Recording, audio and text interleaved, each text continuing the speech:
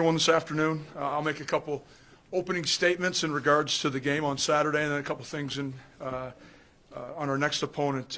Thought we played well, and that was, of course, the goal. Especially after a bye week, you want to come and feel sharp and feel the fruits of your labor a little bit as far as getting 8 practices in prior to Illinois State. And so I thought our kids responded well. I made a comment last week that come Wednesday and Thursday of last week, I got a little nervous that we were getting just tired of practice again, and it was good to see us respond and handle the travel well. And again, our kids do a great job of able to block out a lot of the distractions and those things that go with travel and school and all that stuff and prepare themselves. From an individual standpoint, some guys that jumped out at me as I had a chance to sit down and evaluate some film a little bit closer was Dylan Radins. I thought did an unbelievable job up front. Probably his best game potentially as a Bison. Unbelievably physical and really pleased with how he's played and the leadership he's provided. Carson Schoening is another young man that was matched up against a huge nose guard, 6'6", 330 pounds, and I thought he did a really good job and it was critical and vital in our run game and establishing a run game throughout the course of the game.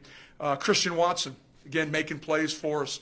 The double screen that went for a touchdown, making some catches, breaking tackles, and getting a lot of yards after contact. But that's one of the positives of having a big, long receiver like him. Other than Jabril Cox, again, I think third week in a row, I'm really pleased with how he's playing right now. He's playing fast, understands what we're doing. You just see his experience starting to come out. Up front on the defensive side, Matt Biegler made a huge play for us on the goal line stand and continue to really be impressed with how he's playing, the number of snaps that we're able to play him. And we got to remember he's a young man who's a walk-on from Underwood, Minnesota, doing a fabulous job for Coach Gazer and our defensive line. And then Marquise Bridges. Again, I think he's one of the better corners in our league. Played really well, had a huge effort play in tracking down the long throw or the throw that turned into a big play and enabling the defense at least to have an opportunity to get a big stop down there near the goal line. But we challenged our players prior to the game, need to win the battle of turnovers. We did that. We forced one. Again, we didn't have any on our side of the football.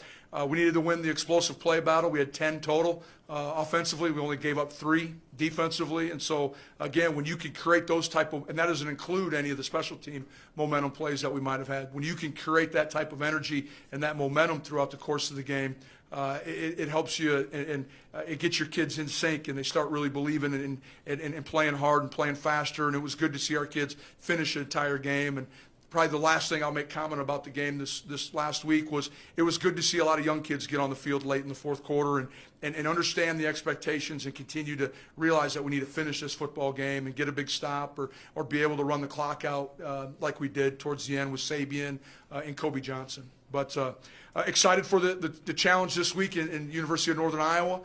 Very good football team. Defensively, great front 7 again, great D-line. And that's a mainstay of Panther defense, and it has been for a number of years. McElwain, the quarterback, extends plays with his feet, does a nice job operating their offense, can do a nice job scrambling, keeping plays alive, and their wide receiver core it has the ability to have some big plays. And so we're going to have a great week of practice in and around the snow flurries at times. But you know what? That's part of the deal when you're up here at North Dakota State. So I'll open it up for questions at this time. Where have you seen their defense go from last year where it didn't seem they were that stout on D to now where they appear really good on defense? Why the big change in your mind? They look to be running very similar scheme. Now it is the second year of running it. They've kind of gone to more of a 3-2 or a 3-4 look, and they made that change I think middle of the year last year. The kids just understand the scheme a little bit better? Have they maybe recruited a little bit better? I know they have some talented DBs that are young but talented. And again, I think they got some pretty dang good football players up front that can create a little bit of chaos and get some knockback and allow the back 4 or the backers really to fly around. Starters on the offensive line. Are you surprised the offensive line has come together as as well as it has to this point of the year? No, I'm not. A lot of those kids played last year, and they had a lot of experience and valuable snaps. You look at a young man like Cordell, played a bunch for, was like our sixth O-lineman a year ago, and now he's playing a lot for us. Carson was the understudy to Tanner, and I think, what a better guy to learn from throughout the course of 2018. So Coach Blazek's done an outstanding job with those guys. Tyler Roll's done a great job with the crew chiefs. Those two position groups got to be able to really work together. I'm impressed with how fast we're playing. And I love the fact that when you see explosive plays, you see 11 guys running downfield. And our kids, you've heard me use the term, offensively, we're sprinting to hit people. And I think you can see it in our run game. You even see it in our receivers have started to take that mentality on, too, about trying to get blocks at the second level.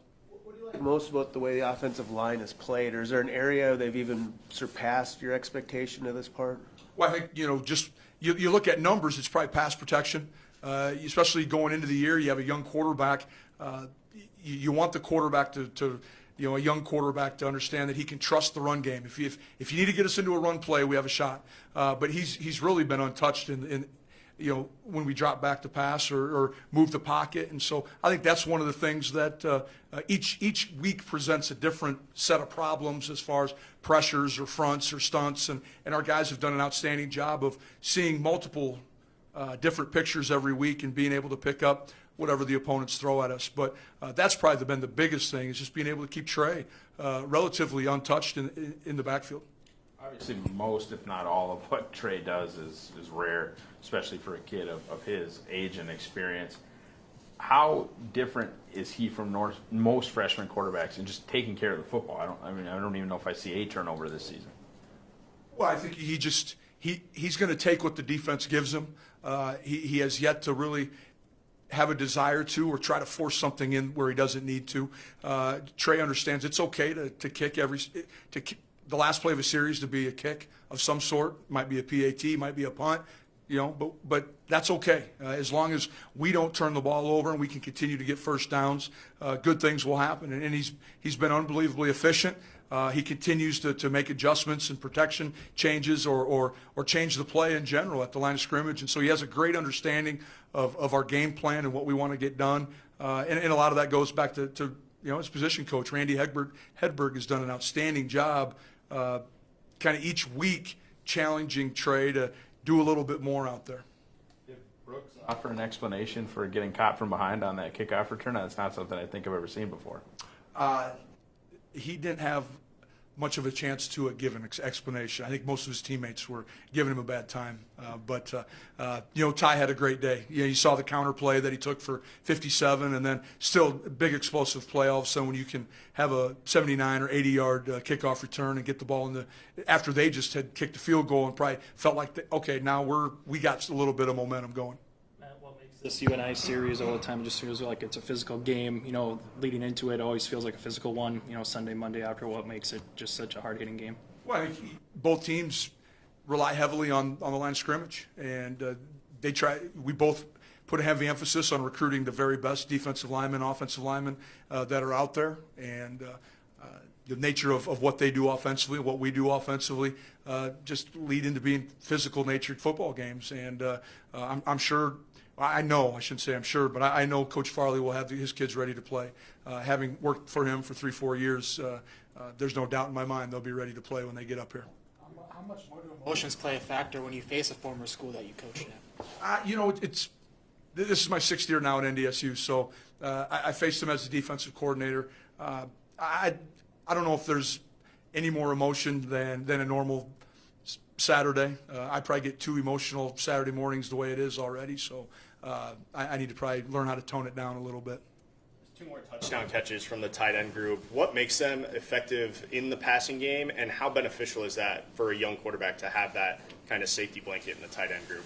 Well, I think first off, they all run great routes, and that's Tyler Roll working with those guys, but they're all big, long, athletic kids who got excellent speed, and so to cover them with a backer is probably a little bit of a mismatch because of their length as well. But then to try to bring a safety down, and if a safety's going to try to, come up and try to reroute it's going to be tough to reroute a young man of the size of Noah Gindorf's stature. You know, you're talking about a 6'5", 250-pound tight end who's going to be able to get off some press coverage. And those guys continue to grow. They continue to play a bigger role in what we're doing offensively.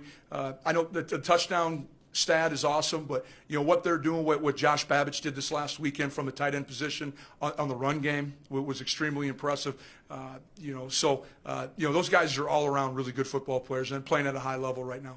Some of the losses in recent North Dakota State history, as few and far between as they are, have been to kind of unsuspecting teams, but at home. And you guys, after that game, are probably in a position where you're feeling pretty good about yourselves, or you could be. What does the staff do to kind of keep everybody's head cool? Well, I think it'll start this afternoon in our team meeting. We have a period called TNT. It takes no talent, and some of it's good, some of it's bad, and we'll show some positive things that maybe high effort plays, but we'll also show some plays where there was way too many penalties this weekend. There was not enough. We were short with efficiency in the red zone, you know, especially after that big long kickoff return. To come away with 3 was frustrating, and I know our offensive guys know that. So I think we can talk about those things, and our kids understand that there is room for improvement. We have yet to play the perfect football game. I can think of 3 explosive plays on defense, and a lot of them were generated because of missed tackles. So, you know, we'll point out the good, but also we need to make sure we go back and correct some of the things that we know we can be better at. Where are you at health-wise coming out of there? Was there anything new or anything that changed health? You know, probably one of the positives was Dimitri Williams worked out before the game, and that was good to see. That's a step in the right direction. We're keeping our fingers crossed that he'll be available this week. It would be good for us. He could add some depth on special teams, but also in the backfield as well. Jackson Brown and Ogbu. Jackson Brown for sure being back. Barty, I'm not sure at this time. When I get back and visit with Bobby this afternoon, I'll probably have a little bit better idea. What happened to him? Ankle in practice. I wanted to ask you about Burrows. As a guy you mentioned you were on for a bit. To stick around, especially he didn't maybe see the field as much as you wanted to last year, to now have that kind of success. What is it about you like him as a football player? Say that one more time. What do you like about him as a football player? He stuck around. Yep. Maybe some guys wouldn't have done that, especially being an FBS transfer. What does he now appeal to you on the field? Well, I'll go back a little bit and give his history. You know, he came 2017, I believe, was his first year here, blew his ACL on summer workouts, and spent the entire season rehabbing and getting back to where he was. And he's an electric playmate. He has the ability to be electric in the slot. He can stop on a dime, has good hands, understands his routes, and is really starting. You can see his confidence continuing to grow. And he's a very confident young man, but it was the confidence in understanding our terminology, our language on the offensive side. He'll work hard. And he continues to stay healthy. And even when he had an ankle a couple weeks ago, it wasn't going to keep him off the field. So he's a young man it's fun to see the guys who transfer in, and we have very few of them ever, but to see them become Bison football players as they get a little bit older in their career and they really buy into what we're doing here. I know we kind of touched on it yesterday, but homecoming week, how much fun is that for you as a football coach, and how much fun do you try to let the guys have and enjoy homecoming week, but still focus on a game? We're going to keep working on just making sure that we're ready to win the football game. Are you surprised at all, Matt, how well guys like, Chang came in here as a tight end, now he's a defensive tackle. Beagler, as you said, really hadn't played a ton of reps. How productive those guys have been already this early in the year? A little bit, but if I go back and think about other players and when they started to elevate their play, it's usually about year 3. And you're starting to look at a bunch of guys who now are getting into their 3rd year. Koshner Ching now has only been on the defensive side for probably about 6-7 months. We moved him in spring ball, and he stuck because he did such a good job. The thing you got to remember, Koshner's unbelievably athletic.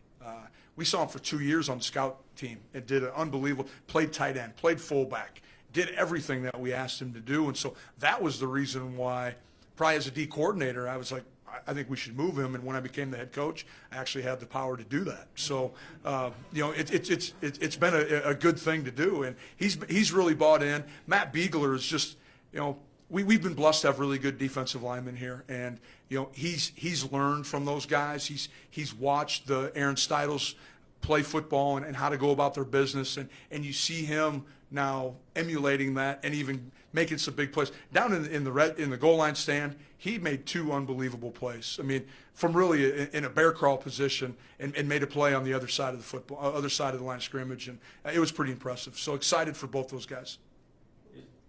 Looks like you have 3 true freshmen who broke the 4-game rule, Kobe Johnson, Krosa, and Wadarsik. Is there any other guys on the borderline who are you still on the fence on, or you've kind of established? No, I think there's still some guys who Okay. you could see playing some games coming up, and we just haven't used them. Haven't felt like, one, they were ready. Maybe health played a role in it. Dom Jones would be one for sure. He was banged up throughout most of fall camp, so he was kind of a late. He didn't get in practice very much, so I think he was slowed a little bit because of that. But you could see him maybe break into some special teams. Dom Davis is continually trying to work and going to give it one more run. And so if we could get him back, he's going to pass on the surgery right now and try to play his last year, which kudos to him. But if we could use him on special teams, that would be great, especially for him in his last year. Is Weird's a guy that you might have to take the long look at? Wirtz? Luke Wirtz, yeah. Yeah, we did, and that's one of the reasons why we tried to get him out there with maybe a series left, and he could play some Mike Backer. He's an unbelievably talented young man. Understands football, I should say. Not always what we're trying to get done. He makes some mistakes, but he knows as a Mike, it's his job to communicate. It's his job to run the defense, but it's also his job to make plays, and he can do that. Davis is an ACL. Dom Davis. Yep, ACL. it's a partially torn ACL as far as I'm concerned. Same one that he tore a year ago. You still see in Northern Iowa as much on the recruiting trail as you did when you were out, when you first got here? Definitely. I mean, in the Minneapolis area for sure. We continue to run into them, and Waterloo Cedar Falls is just like Fargo. It's an easy place to recruit to. They got great facilities, winning tradition. So they cause us headaches on the recruiting trail. Christian Watson gets his first touchdown. How beneficial is it to have him out there producing plays? Well, he, as I said earlier, big, long wide receiver that can create some mismatches, has great speed, great strength. Really excited about how Christian's matured as a football player, but also just as a student. He's starting to kind of, his confidence level's high. He has a great connection with Trey right now, and I think that's a positive thing. And it creates a situation where opponents have to defend the entire field when you have, receivers that you can line up on both sides. When you have an offense this young, especially from the skill positions, how much of a leap do you see week after week after week? This was a good leap this week. Probably part of that was due to the bye week, but I continually just talk to our guys about incremental gains. If we can get a little better every day, then if 110 guys get a little bit better by the end of the week, we'll have improved enough. But we need to continue. It needs to be an every week process. It can't be. I know everyone wants to talk about the improvement between game 1 and 2. Well, ours is hopefully between the 1st of September and the 1st of November. We need to have great improvement. With the other Valley games, anything stand out to you on final scores in the first week of the Valley? The only score I really paid any attention to was the University of Northern Iowa versus Youngstown game. Surprised that McElvain ended up being the guy at quarterback. He walked on and ended up winning the job as the starting QB there. I don't know what all went through that process, of course, but I would say, I know Coach Farley wants a quarterback who has some mobility. You can tell probably from his defensive days what caused him the most problems was a guy who had some mobility, who could extend plays, move the pocket, a little bit of +1 run game. And so I think as a head football coach, that's probably where Mark is going with. And if McElwain gave him the best of all those, it doesn't surprise me. You studying Iowa State and Youngstown, are those the tapes maybe looking at more than anything? Yeah, got to look at this year's games, but then also going back to see how they've attacked us in the past. Coach Farley's been a head coach long enough. He probably has a good idea of what we're doing. Smart football coach, and probably is giving some advice to the offensive staff as well. So we're trying to make sure that we look at everything, but again, you don't want to look at too much, or then you defend nothing. Such a younger team compared to last year. Do you worry about them peaking at the winning streak or in that outside stuff, or do you talk to them or just let them decide how to to approach some of that outside stuff, like a long winning streak? We haven't talked about it ever. We don't bring it up. We talk about 1-0 every week, and our number one priority is getting a big win over the University of Northern Iowa.